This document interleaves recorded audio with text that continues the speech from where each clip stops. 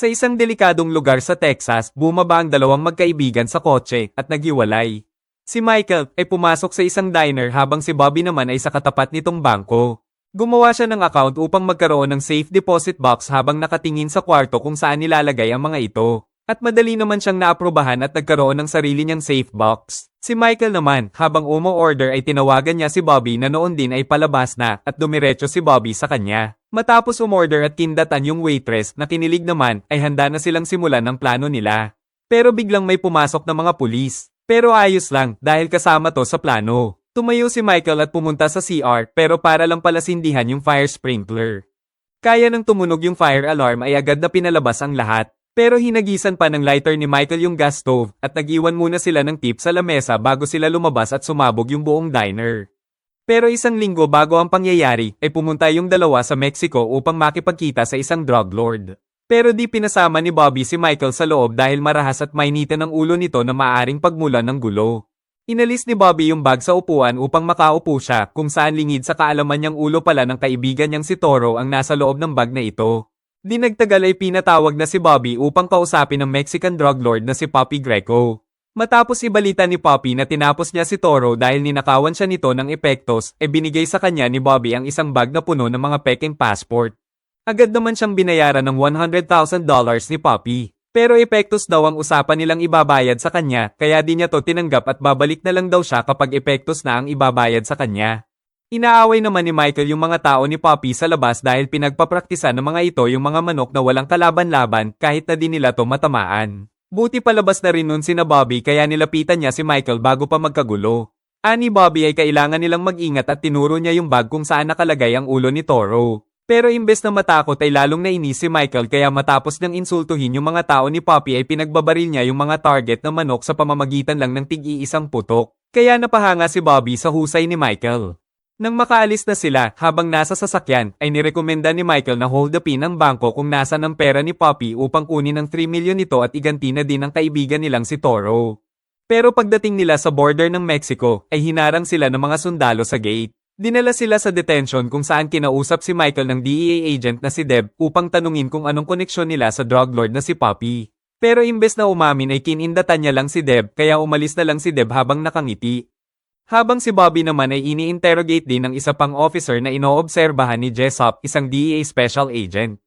Pero nang umalis na yung officer upang ipaubaya kay Jessup ang interrogation, ay tinanong ni Jessup kung nasan ang epektos. Sumagot naman si Bobby na wala siyang nakuhang epektos kay Poppy at lumalabas na isa rin pala siyang DEA secret agent.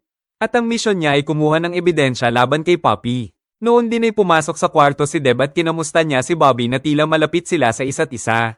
At nang matapos na ang pag-uusap nila ay nilipat ni Deb ang singsing niya sa hinlalaking daliri na meron palang ibig sabihin.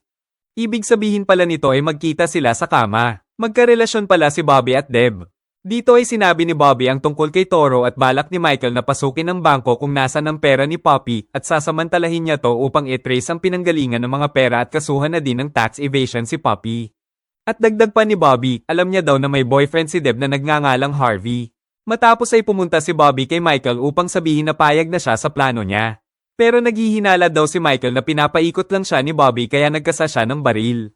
Pero bigla siyang tumawa dahil biro lang daw yun. Kinabukasan ay nagmatsyag sila sa bahay ni Poppy kung saan naaktuhan nilang dumating ang isang tao nito upang kumuha ng pera kay Poppy at dalhin sa bangko. Kaya lihim nila tong sinundan hanggang sa bangko na tinataguan ng mga pera ni Poppy. At ito na yung karugtong nung pinakita kanina sa umpisa kung saan pinasabog nila yung dining.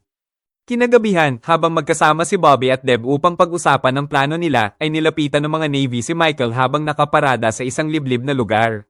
Bumaba sa sasakyan si Timo at si Harold na isang Navy commander. At lumalabas naman na si Michael pala ay isang Navy at plano rin nilang kunin ang 3 milyon ni Poppy at buwagin ang sindikato nito. Kaya kinabukasan ay binalikan na nila yung bangko sa tapat ng sinunog nilang diner. Pero imbes na dumiretso sa bangko, ay pinasok muna nila yung police station na malapit dito at kinulong nila sa loob ng selda yung mga pulis. Kaya nang pinasok na nila yung bangko, ay wala ng pulis na maaring rumesponde dito. Binantayan ni Bobby yung mga hostage habang kinuha naman ni Michael yung susi sa manager at pumasok siya sa kwarto ng mga safe box upang lagyan ng bomba at pasabugin ang mga ito. Pero imbes na 3 milyon lang ang laman, ay puno ng pera ang lahat ng box. Pero gahol na sila sa oras kaya napagpasyahan nilang dalhin na lang ang lahat ng ito.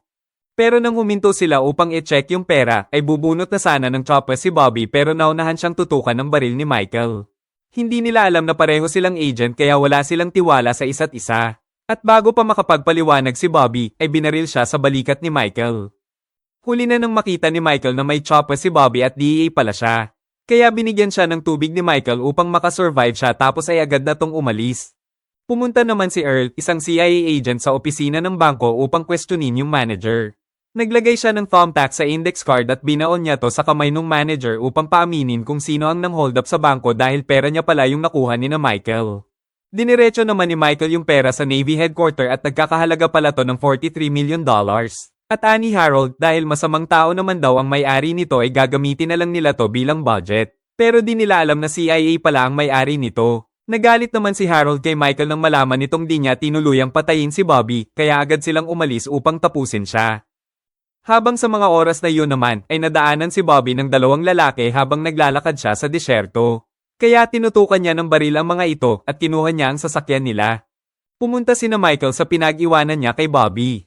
Tinutok ni Michael yung side mirror kina Harold at nang di nila makita si Bobby ay tatapusin na lang sana nila si Michael pero nakita to ni Michael sa side mirror kaya naunahan nila siya.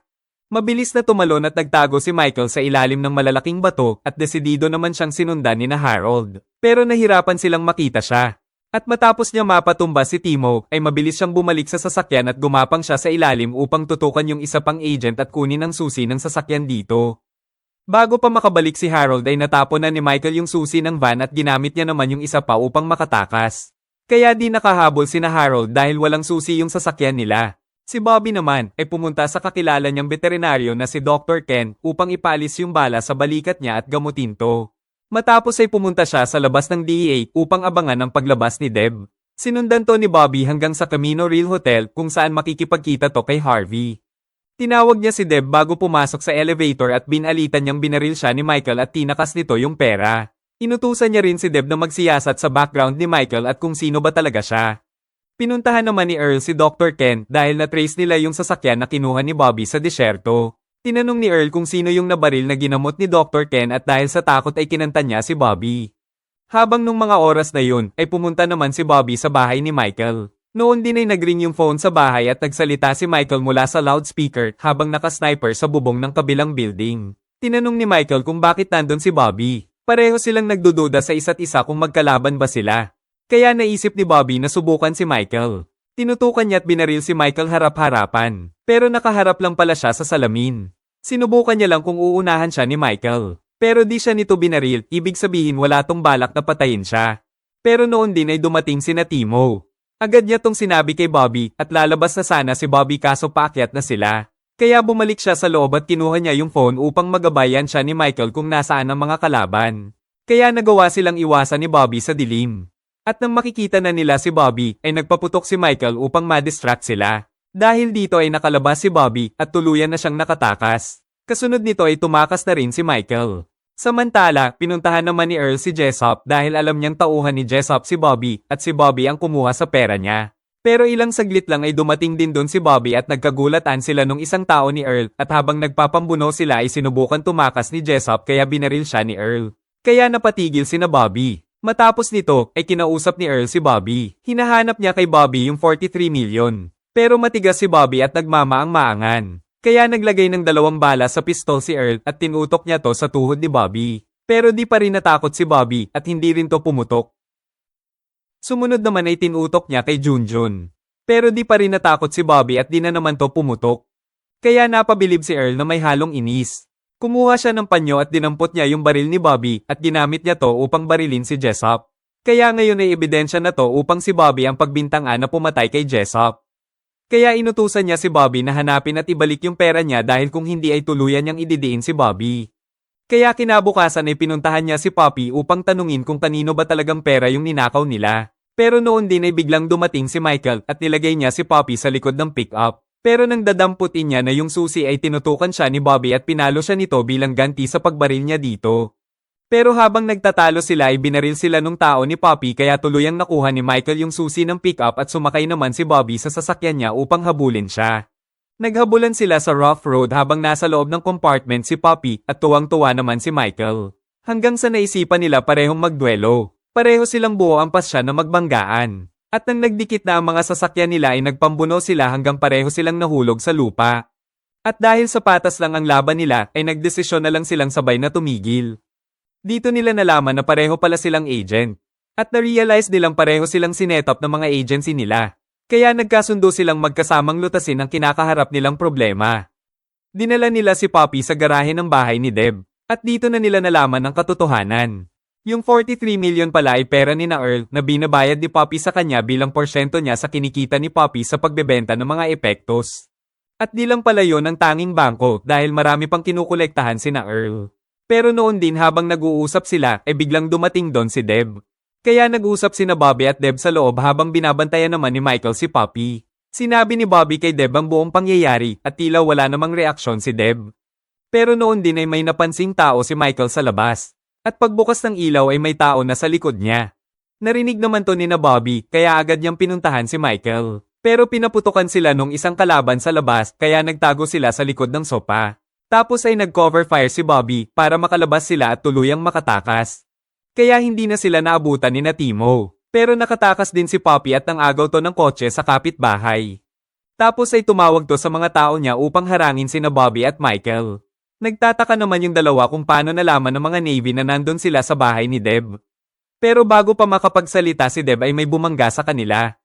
Ito na pala yung mga tao ni Poppy. Bumaba mula sa sasakyang si Poppy at agad silang kinuha ng mga ito. Dinala sila sa farm ni Poppy.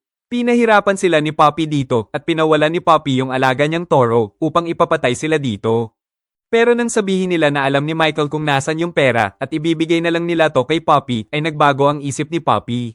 Pero lumapit yung isang tao ni Poppy para sabihing nandun si Earl upang kausapin si Poppy. Hinahanap ni Earl kung nasan sina Bobby. Pero hindi sila tinuro ni Poppy. Sa halip, pag-alis ni Earl ay nagdesisyon siyang ipakuha kina Bobby yung 43 million.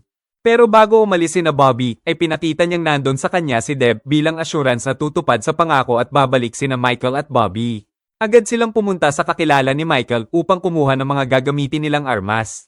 Tapos ay dumiretso sila sa Naval Air Base upang magsumbong sa Admiral. Diniretso ni Michael yung sasakyan sa gate. Tapos ay binaban niya si Bobby sa building kung saan nakalagay yung pera. Siya naman ay pumunta sa isa pang building kung nasa naman yung Admiral. Pinalabas ng Admiral ang lahat ng tao. Pero matapos niyang isumbong si Harold at sabihin ang lahat sa Admiral, ay naghugas kamay to at ayaw nitong makialam dahil AWOL na rin daw si Harold na tulad ni Michael. At ayaw nung Admiral na madamay ang buong Navy sa problema nila. Tapos ay pinalabas na nito si Michael at nag-order tong barilin daw si Michael kapag bumalik pa siya sa headquarters. Nakita na ni Bobby yung lalagyan ng pera. At noon din ay pumasok si Harold kaya pinalo niya to ng baril at sinipa. Ani Bobby, alam niyang si Harold at si Harvey na boyfriend ni Deb ay iisa at siya yung kinatagpo ni Deb sa Camino Hotel. Pero nang binuksan na ni Harold yung safe ay wala dito yung pera. Magkasabwat pala sina Deb at Harold. Sinetop pala nila sina Michael at Bobby upang maitago nila yung pera at paghahatian nila to. Kaya pinatulog ni Bobby si Harold at kumuha siya ng uniform ng Navy. Tapos ay gumawa siya ng gas leak sa kusina at nagtago siya bago niya to pasabugin. Kaya sumabog yung building na kinaroroonan niya. Tapos ay lumabas siya na naka-uniform na at matagumpay siyang nakalabas sa gusali na nakita naman ni Michael habang hinahatid siya papunta sa gate. Samantala, kina Poppy naman, pinagtapat ni Deb na hindi makikita ni na Bobby yung pera. Kaya kinuha ni Poppy yung telepono upang tawagan si Bobby at binigay niya yung telepono kay Deb. Dito ay nagpaalam si Deb kay Bobby at sinabi niyang totoo niyang minahal si Bobby. Tapos ay nilipat niya na naman yung sing-sing niya bago pa siya tuluyang tapusin ni Poppy. Nang magkita sila ni Michael, ay sinabi niya kay Michael na binigay pala ni Harold yung pera kay Deb at pinatay naman ni Poppy si Deb. Kaya wala nang nakakaalam kung nasan yung pera. Kaya nagdesisyon si Michael na pagpapatayin na lang sina Poppy, Harold at Earl. Pero pag-uwi ni Bobby, ay nasa bahay niya na yung katawan ni Deb. At napansin niyang nakalipat yung sing-sing nito na ang ibig sabihin ay magkita sila sa kama. Kaya nagkaroon ng ideya si Bobby. At tama nga ang hinala niya dahil nasa kama nga yung mga pera. Si Michael naman ay pumunta sa farm ni Poppy. Pero di siya nag-iisa dahil sinama niya doon si Harold at nangako siyang ibibigay yung pera kay Harold kung mapapatay niya si Poppy. Kahit wala naman sa kanya yung pera. At noon din ay dumating din doon sina Earl na nakasakay sa CIA helicopter. At narito naman siya upang kunin yung pera niya. At di naman nagtagal ay dumating rin doon si Bobby at dala niya na talaga yung pera. Pero matapos niyang ibigay kay Earl yung susi ng kotse upang isauli na yung pera, ay pinasabog niya yung kotse na pinaglalagyan nito. Kaya nagkaroon ng tensyon at nagbarilan ng lahat ng panig kung saan nabaril din si Poppy. Patuloy ang palitan ng mga putok hanggang sa tila yung mga boss na lang ang natirang buhay. At lahat sila ay isa-isang napadpad sa kulungan ng mga toro kung saan dito napatay ni Michael yung piloto ng helicopter kaya bumagsak to sa lupa at sumabog. At matapos nilang mapatay ang natitirang kalaban sa loob, ay nagkita-kita na din silang apat dito na magkatutok ang mga hawak na baril. Lahat sila ay nag-aabang sa kilos ng bawat isa. At nang makakuha ng tiyempo, ay sabay nilang binaril sina Earl at Harold. Tapos ay binalikan nila si Poppy para tuluyan. Pero bago sila tuluyang umalis, ay kinuha ni Bobby ang baril ni Michael at binaril niya si Michael sa hita bilang bawi sa pagbaril nito sa kanya sa balikat. Makalipas ang ilang araw, pinakitang naghihintay na naman yung dalawa sa diner sa tapat ng bangko kung saan naglalagay ng pera ang mga CIA. At naglabas ng maraming pera si Bobby. Lumalabas na din niya pala pinasabog lahat ng 43 million. Huwag mo kalimutan mag-like at subscribe at on mo na rin ang notification bell para sa iba pang movie recap na tulad nito. Salamat po sa panonood.